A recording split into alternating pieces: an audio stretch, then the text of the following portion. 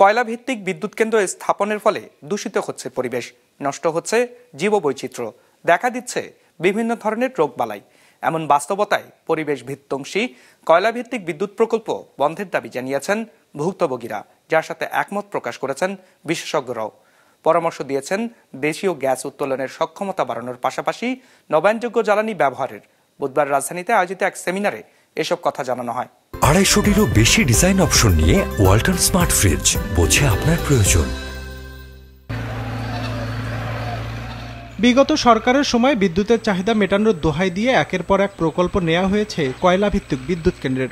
যেসব এলাকায় এসব প্রকল্প নেওয়া হয়েছিল বিবেচনায় নেওয়া হয়নি সেসব এলাকার পরিবেশের উপর মারাত্মক প্রভাবের বিষয়টি, এমন দাবি করে বিশ্লেষকরা। কয়লা ভিত্তিক বিদ্যুৎ কেন্দ্র এর প্রভাব নিয়ে রাজধানীতে এক আলোচনায় আবারও উঠে আসলো বিষয়টি। কিভাবে এসব বিদ্যুৎ কেন্দ্রের আশপাশের বসবাসকারীরা ক্ষতিগ্রস্ত হচ্ছেন সেটি উঠে আসে ভুক্তভোগীদের আলোচনায়। কথা ছিল যে তাদেরকে যে ক্ষতিপূরণ দেবে 3 গুণ, তারা পেয়েছে 1.5 গুণ, আর বাকি 1.5 গুণের জন্য তারা আন্দোলন চলমান রাখছে।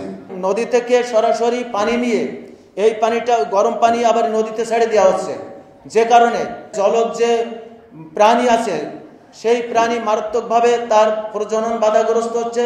ক্ষতিগ্রস্ত হওয়ার এমন একাধিক উদাহরণ ও গবেষণা প্রতিবেদন থাকলেও কোনো তোয়াক্কা করা হয়নি বিগত সময়ে। হতাশ হওয়ার কথা হলো, জ্বালানি খাত নিয়ে এখন পর্যন্ত কোনো কার্যকর পদক্ষেপ নিতে দেখা যায়নি অন্তর্বর্তী সরকারকেও, এমন অভিযোগ বিশেষজ্ঞদের।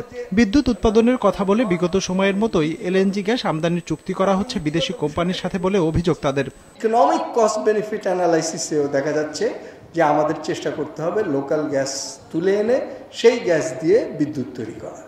কয়লা আমদানি করেও এটা করা উচিত না, এলএনজি আমদানি করেও এটা করা উচিত না। সরকার বলছে যে দায়মুক্তি আইন আমরা বাতিল করছি, তবে এই দায়মুক্তি আইনের অধীনে যে সমস্ত প্রকল্প এবং চুক্তি করা হয়েছে সেগুলি এমনভাবে অব্যাহত থাকবে, তার মানে দায়মুক্তি আইনের অধীনে যে ক্ষতিকর প্রকল্পগুলো করা হলো, যে চুক্তিগুলি করা হয়েছে, যে লুণ্ঠন, দুর্নীতি, কমিশনভোগী, বাংলাদেশের স্বার্থবিরোধী যা যা হয়েছে সবই এই সরকার অব্যাহত রাখবে।